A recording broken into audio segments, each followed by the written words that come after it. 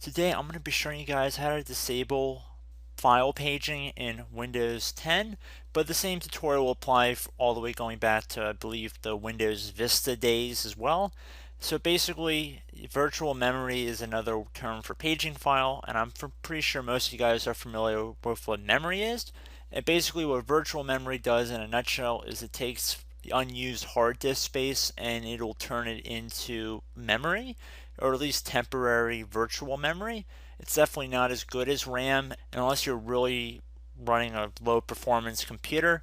I don't really know who would really need virtual memory so much. I would say getting an extra RAM stick, if applicable, would definitely be a more desirable choice. But kind of getting off subject here, we're going to be showing how to disable the paging file in Windows.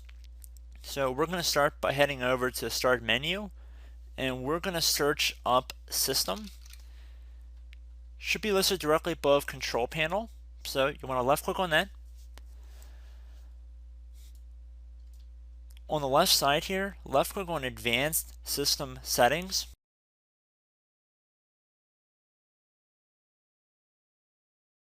Underneath System Properties and underneath the Advanced tab, you want to left click on the Settings button in the Performance area.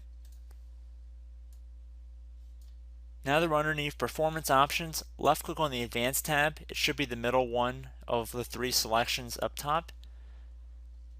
Underneath Virtual Memory, where it says a paging file is an area on the hard disk that Windows uses as if it were RAM, left click on this Change button right here.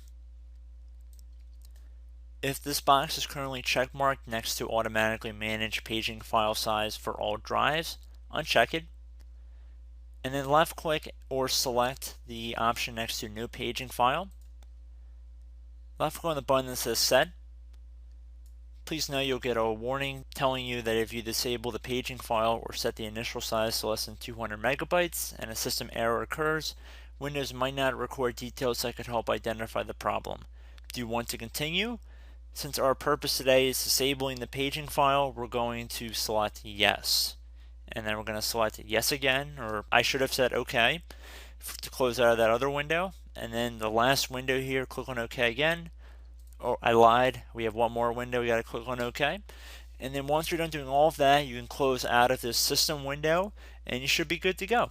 So I hope this brief tutorial helped you guys out, and I will catch you in the next tutorial. Goodbye.